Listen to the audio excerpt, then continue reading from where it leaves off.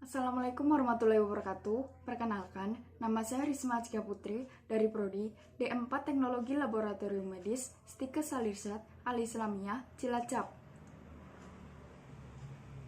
Saya di sini akan menjelaskan tentang penyakit nefrosis atau yang biasa disebut dengan sindrom nefrotik.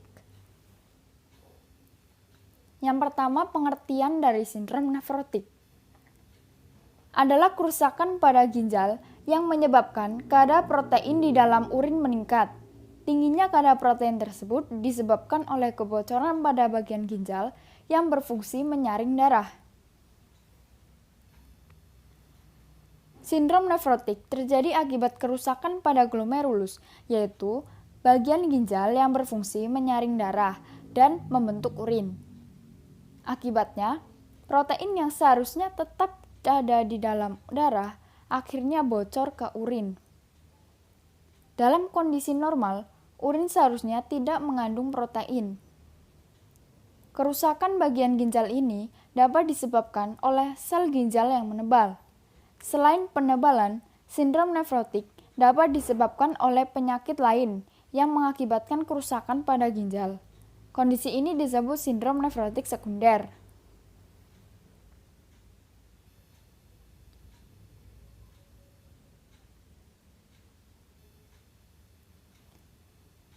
Lalu ada gejala. Berikut ini adalah gejala-gejala yang menunjukkan adanya sindrom nefrotik.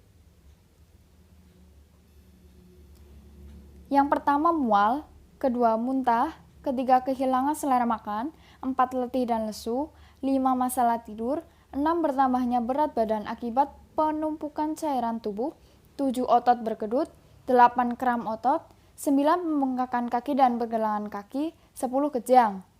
Memungkinkan halnya bahwa nefrosis tidak menunjukkan gejala fisik pada pasien. Lalu ada diagnosis. Pada pemeriksaan awal, dokter akan menanyakan gejala-gejala yang dirasakan dan memeriksa kondisi fisik penderita. Selain itu, dokter juga akan menanyakan riwayat kesehatan pasien, terutama penyakit yang pernah diderita.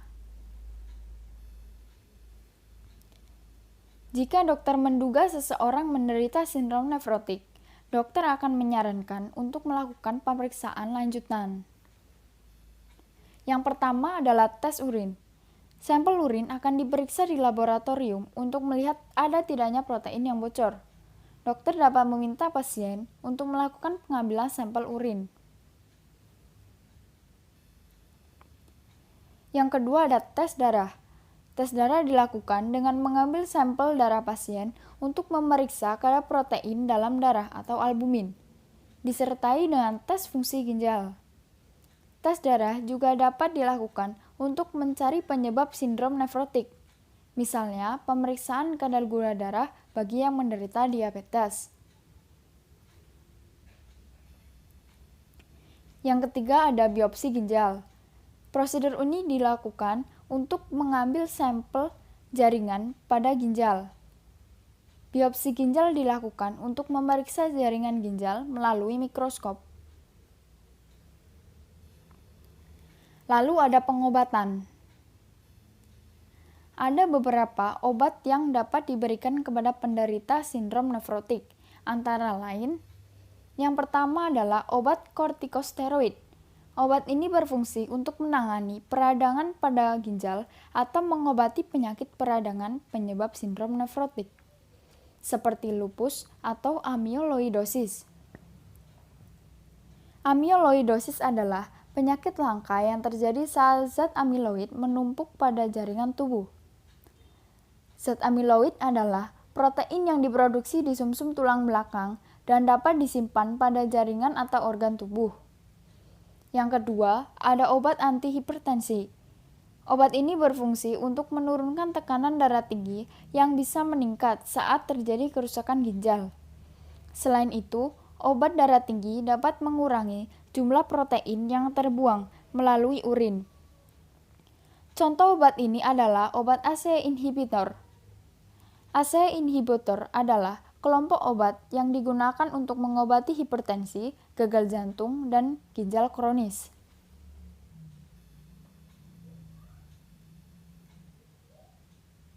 Berikut adalah perbedaan antara ginjal yang normal dengan ginjal yang mengidap amiloidosis.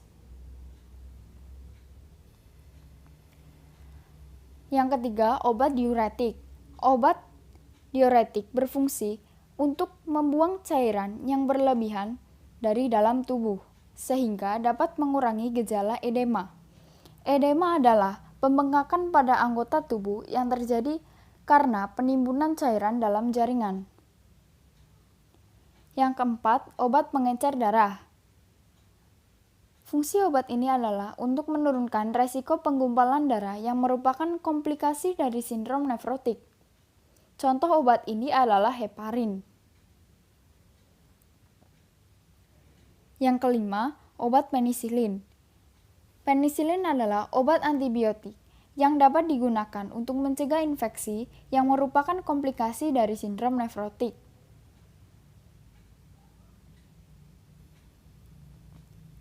Bila protein dalam darah terlalu rendah, dokter dapat memberikan albumin melalui infus.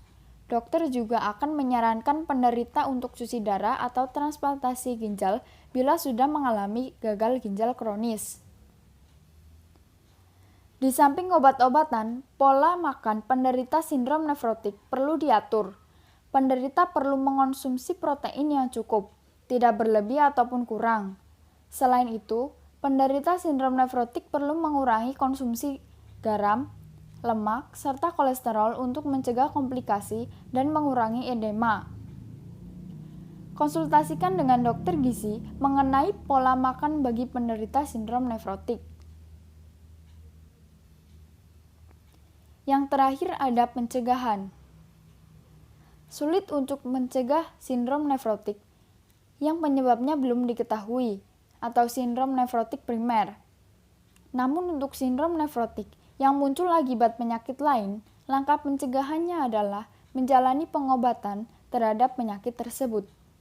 Misalnya, penderita diabetes perlu meminum obat pengontrol gula darah dari dokter, serta menjalani pola makan dan olahraga yang dianjurkan oleh dokter. Langkah pencegahan selanjutnya yang juga tidak kalah penting adalah mencegah komplikasi sindrom nefrotik. Salah satunya adalah gagal ginjal akibat kerusakan permanen pada ginjal. Sekian video dari saya, semoga bermanfaat. Apabila ada salah kata, mohon dimaafkan. Terima kasih. Wassalamualaikum warahmatullahi wabarakatuh.